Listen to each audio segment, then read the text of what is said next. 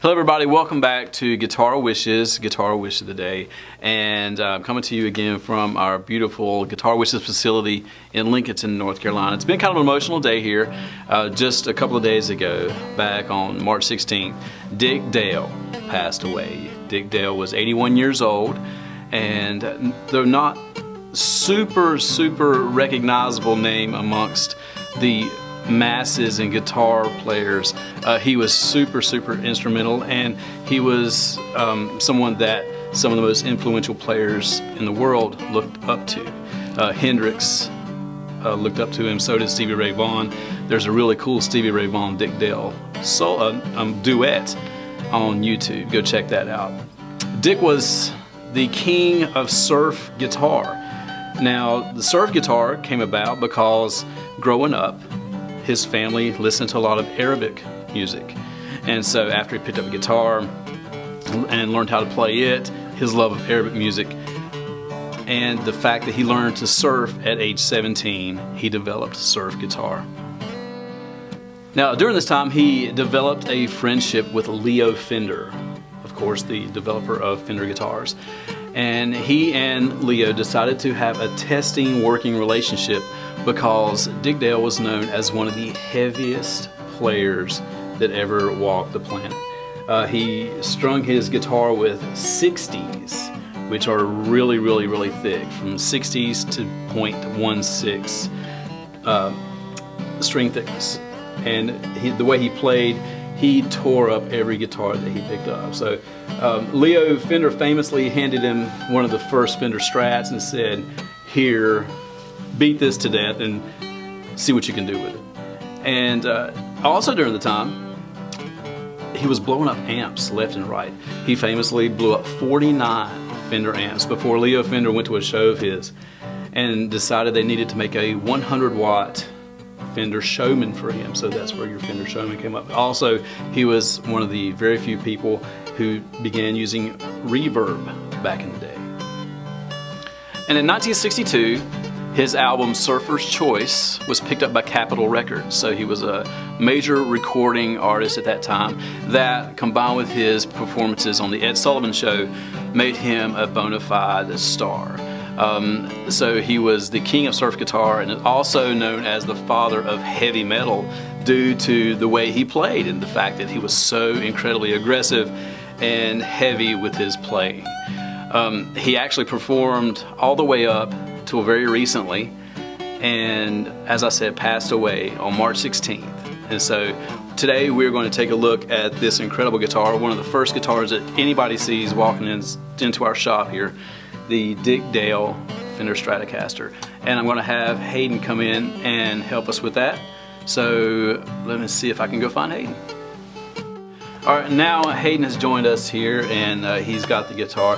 And I was telling them about it's been an emotional day for everybody here and for guitar players everywhere, because Dick passed away a few days ago, and the influence he was on some of the modern players. And this guitar is one of the most beautiful and versatile instruments that we've got in the shop. And thanks for coming in and playing a few things for it. I'd like to point out just a couple of things on the guitar before you get started here.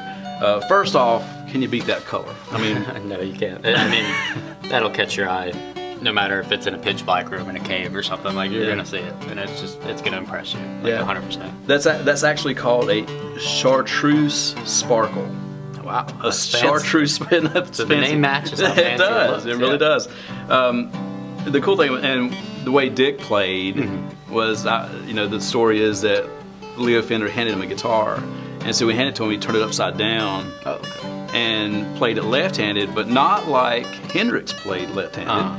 He left the strings from low to high, and so that's where he got some of his high-pitched tone. That makes sense. Yeah. And so some other things: the reverse headstock with the Dick Dale signature down there, 21 fret. This is a 3-way switch, and this will actually break it up into a 5-way selector.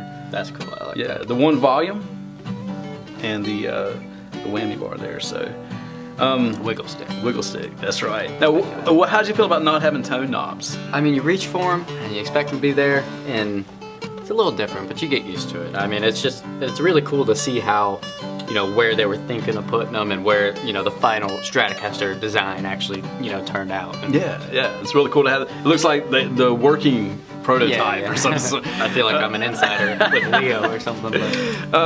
But that was really good. Thank you again for doing that. Not a problem. Turn it over. I want to show everybody out there the neck on this thing.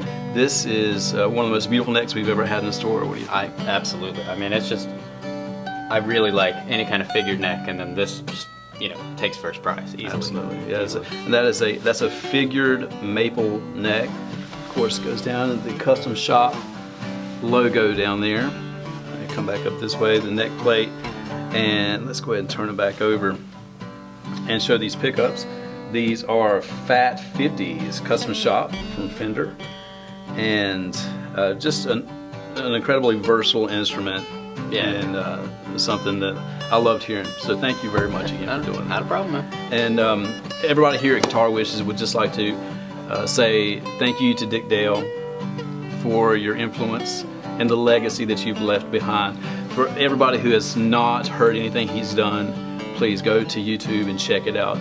So if you don't mind just running us through a couple things, I appreciate it. Yeah, definitely. All right.